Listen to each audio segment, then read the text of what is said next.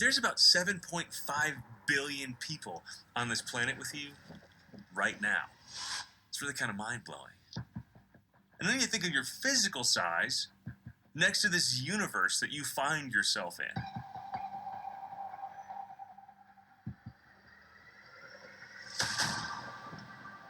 You know, it's easy just when you stand in front of the ocean or looking up at the mountains to feel really small next to the Earth.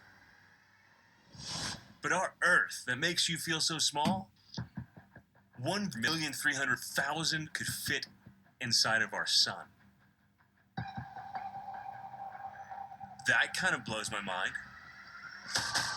The Milky Way galaxy is 100,000 light years across. And the Milky Way is just an itsy-bitsy galaxy. There are some galaxies that are 6 million light years across. They pointed the Hubble telescope at a seemingly dark spot in the night sky. You know what they found? 15,000 galaxies. Feel small yet? It's just overwhelming when you think of the size and magnitude of this world all around us. And it's easy to confuse small with insignificant. As if a vast amount of cosmic space has more significance than you. And what if I told you the most amazing thing in this entire massive universe is literally right under your nose? It's you.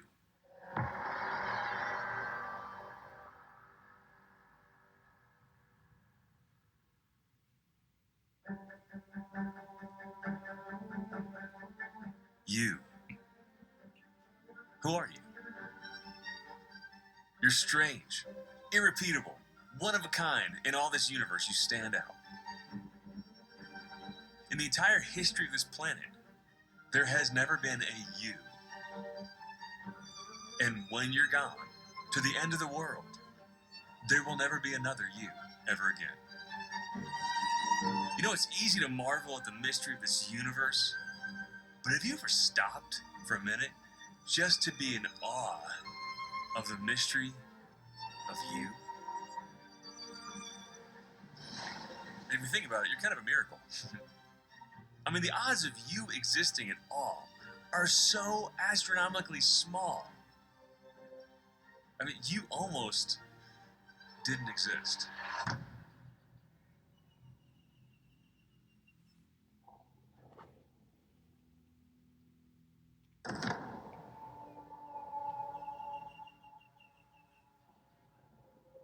"66 million years ago, a 7.5-mile wide asteroid struck the Yucatan Peninsula. That asteroid struck at the exact right place in the world. Only 13% of the Earth's surface was just right to produce enough soot to fill the atmosphere to wipe out the dinosaurs. The most minute change makes all the difference in the world. If that asteroid hit just a few seconds later, it would have splashed in the ocean. Add a couple more seconds, that asteroid would have missed the Earth completely.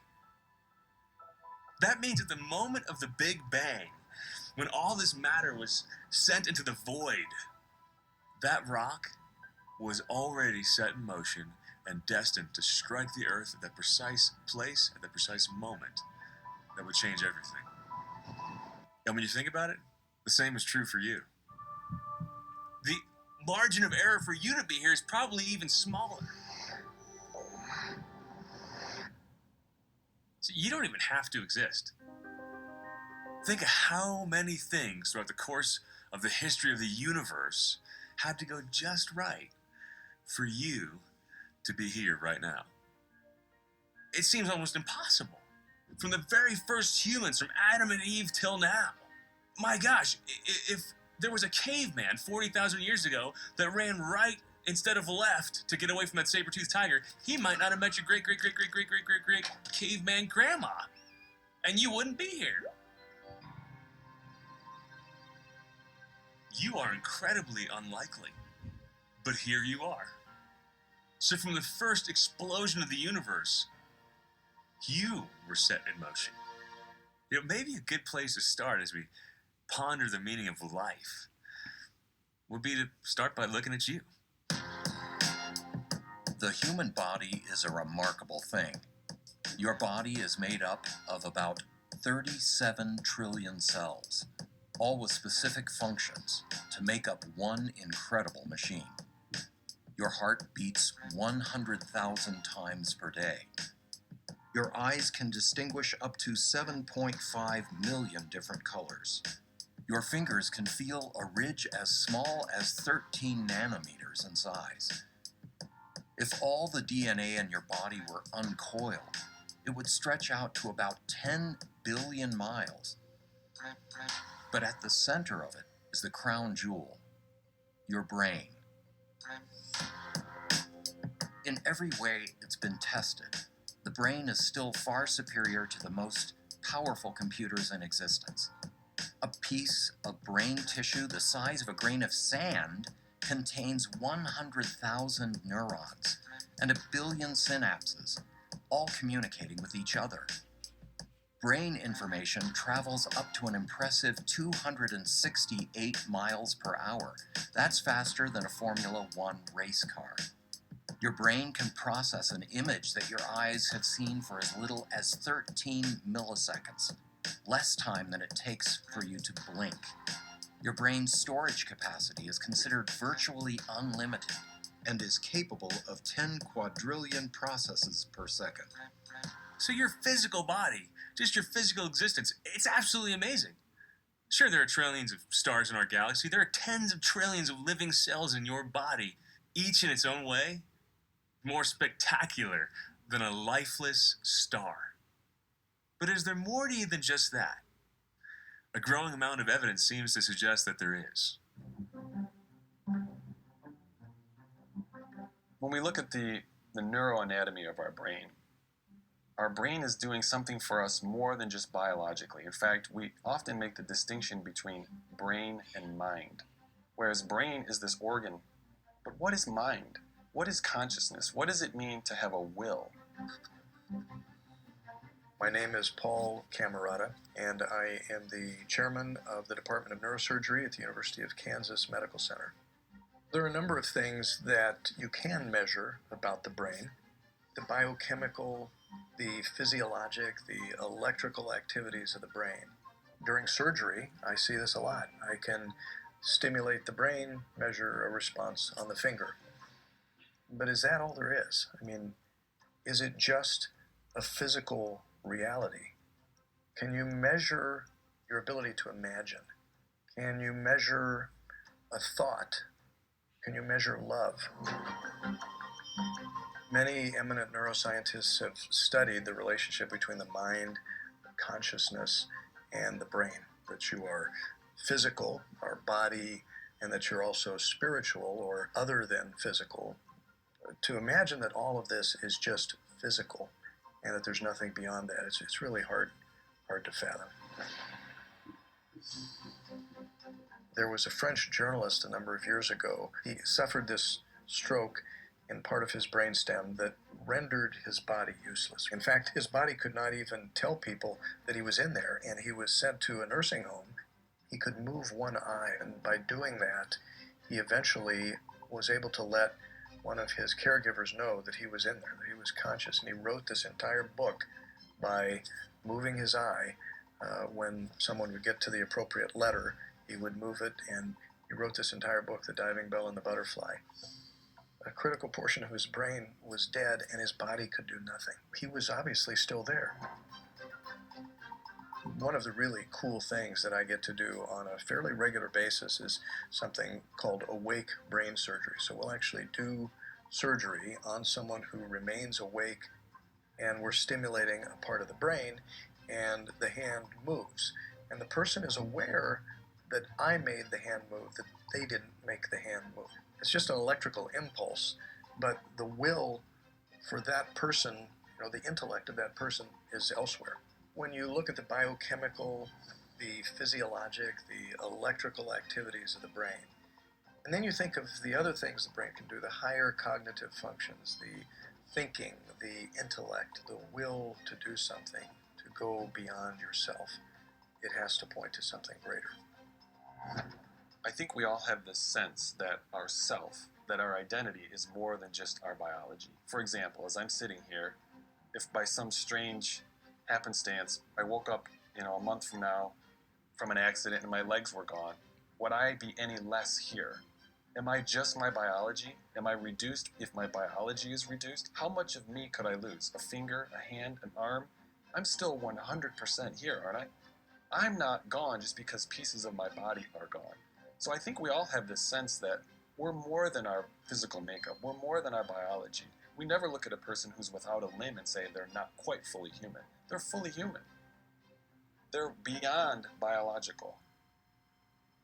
Our experiences are simply inconsistent with the idea that you're just a lump of self-aware molecules that's happened to emerge from primal sludge. Our experiences of life, from love to friendship to what we experience when we look at a beautiful sunset and really soak that in, all of it says to us, we're more. We're more than just matter. There was this famous atheist who said 400 years ago there was a collection of molecules named Shakespeare, which produced Hamlet. What a dark worldview. But it was consistent with his atheism. But it's not consistent with your experience of life.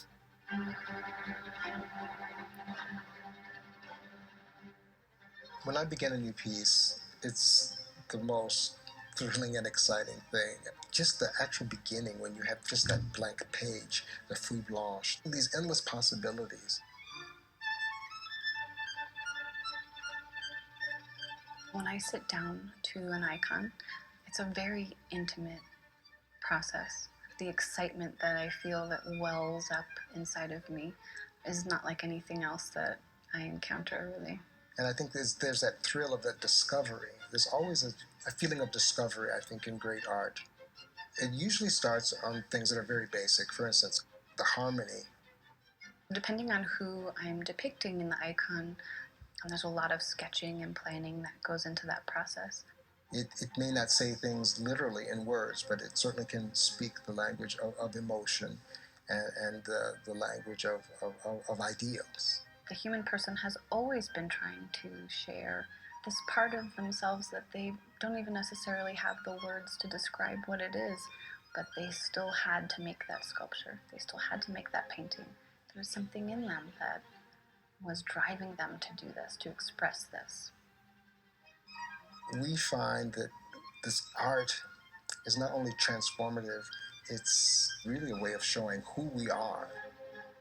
I think we know deep down that a lump of cells just cannot write Hamlet, for instance, and certainly a rock or a tree certainly is not interested in listening to a symphony. There's something in us that's drawing us to create these things. Music, paintings, sculpture, our desire to create these things truly points to something greater going on here. The fact that our intellect can come up with things that just seem so much larger than we are. The artist somehow miraculously has been led on this path that leads them exactly to the kind of art that they create. Kind of proof that there is a mystery involved in the creative process.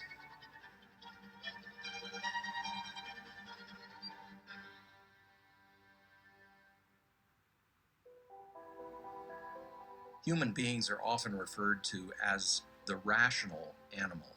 And what we mean by that term is that we share something with the animals, and that thing that we share with the animals is our bodily dimension, right? The fact that we're material. We have to feed and breathe and do all the things that animals do to maintain their bodies.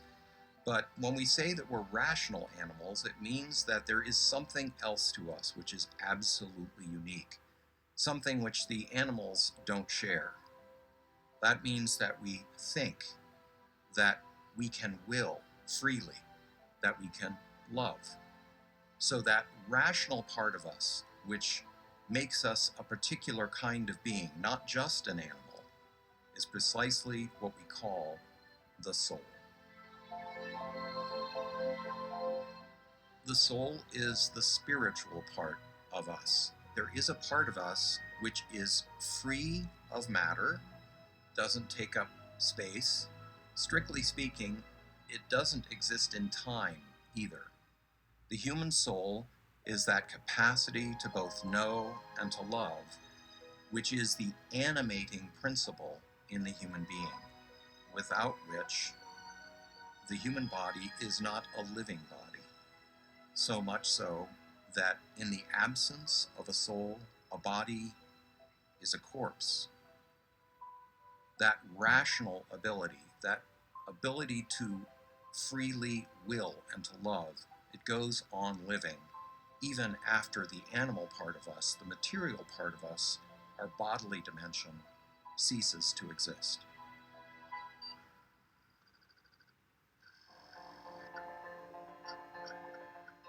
There was a Gallup poll that showed that 8 million Americans had had near-death experiences. 1 in 5 people who die and come back from the dead have memories of things that they experienced on the other side. Well, we have records of near-death experiences going back to ancient Greece and Rome, sporadic accounts even going back farther than that. Almost every culture that has records have records of near-death experiences, from Native American, Pacific Islands, and so forth.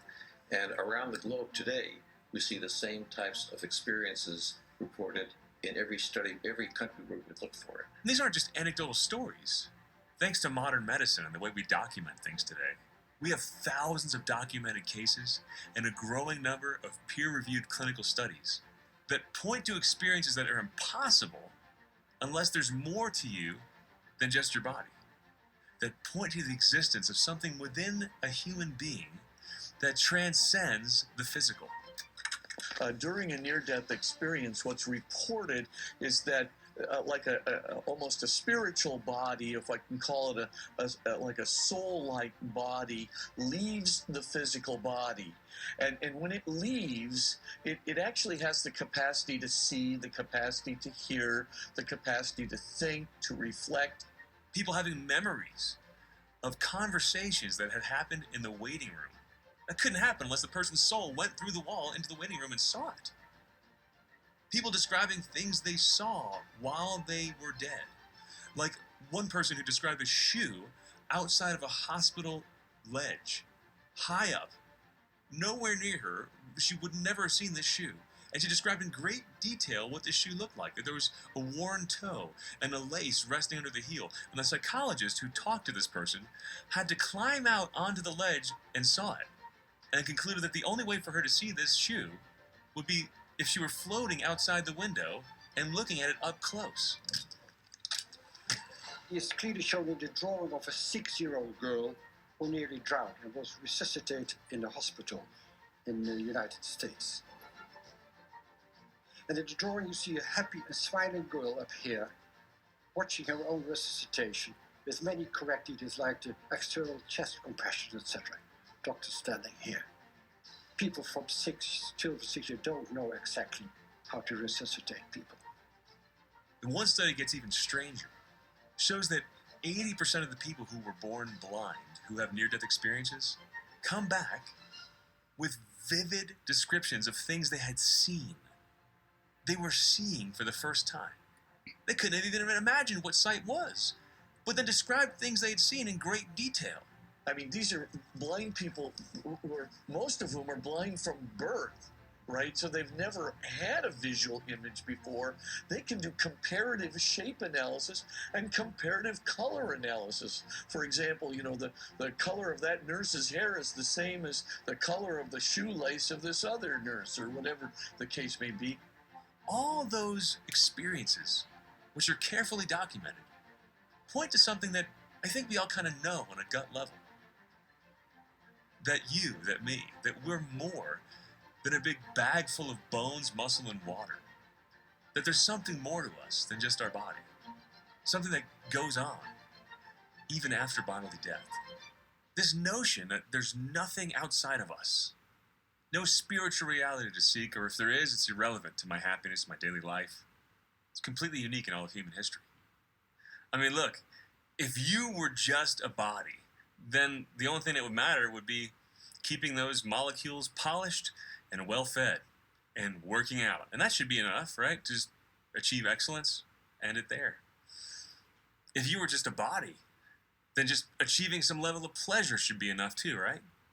But it's not enough. See, there's more to you. You're made for something more.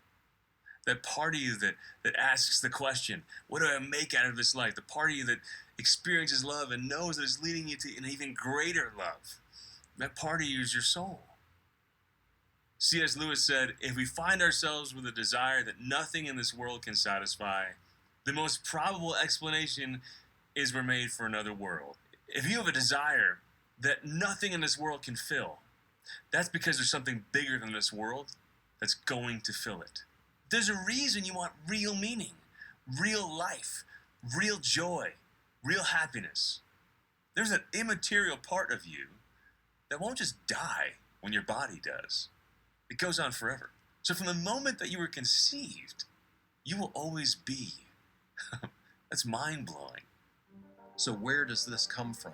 The spiritual dimension of the human person. Well, it has to come from outside the material system in some way. And in point of fact, cannot be supplied by merely material forces. Strictly speaking, a mother and father can only contribute to us our body, the physical part of us. There's something else going on here than simply the meeting of molecules. Something fascinating, something unique. In order to be a human being, we must be immediately ensouled by God. So that soul, we say, is made in the image and likeness of God. We're capable of knowing and choosing freely. And that's what makes us specifically human. And it's something that comes directly from God as an expression of his own image, as a supremely rational and loving being. And so inside each one of us is an impress of God's own capacity to know and love in the human soul. But we're not just a soul. We're not disembodied spirits. As human beings, you have the blessing of being a body-soul composite. So you don't just have this spiritual experience of life. You get to feel the sun on your face. You get to embrace somebody. You get to use your hands to serve. You get to walk around this earth and breathe in the air. It's all part of the search. It's all part of fulfilling your purpose forever. Some people say I'm spiritual but not religious. As human beings, we have a need to express these spiritual realities bodily, because we're not just spirits. When you think about that, you should be in awe of who you are. You should be in awe of the people around you. You're made in the image and likeness of God, with an ability to know, to love, to search, that sets you apart from the entire universe. That's the foundation for all our moral teachings. The way you should treat others, the way you should treat yourself, it's really rooted in who you are. All the human and civil rights that we have struggled for throughout human history is dependent upon that foundation stone. My name is Louis Brown. I'm an attorney by training.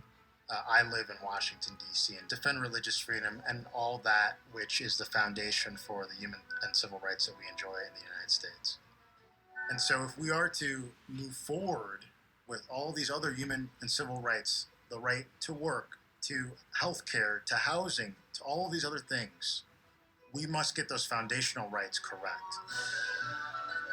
Each human person has dignity, value, regardless of what they can produce. That just because they exist, they are deserving of love and everything that comes with that love.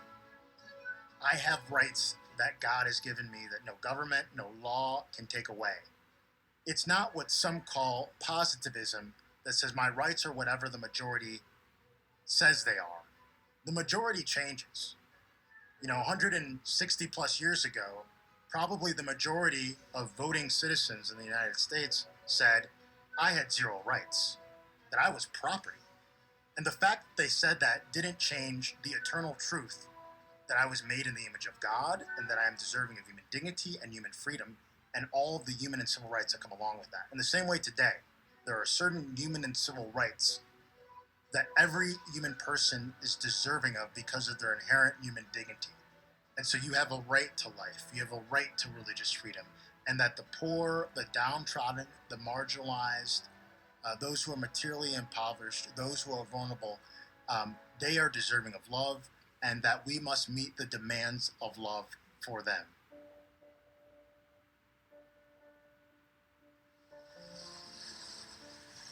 You stand apart from all the universe. Love put you at the center of all this. And I know you feel very small next to all this, but spiritually, you are massive next to all this. You are made in the image and likeness of Almighty God. You are mind-blowing in this entire universe. And I know it's so easy to look at the size of the universe and feel insignificant. I think God is looking down from heaven saying, you are huge next to all this.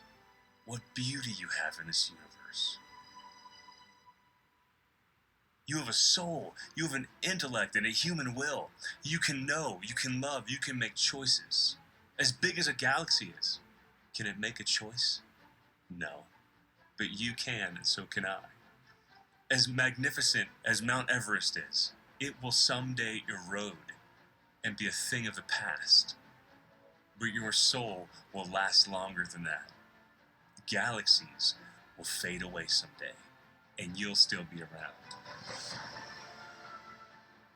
It's easy to feel so small, but spiritually, and even physically, then we stand out from all this.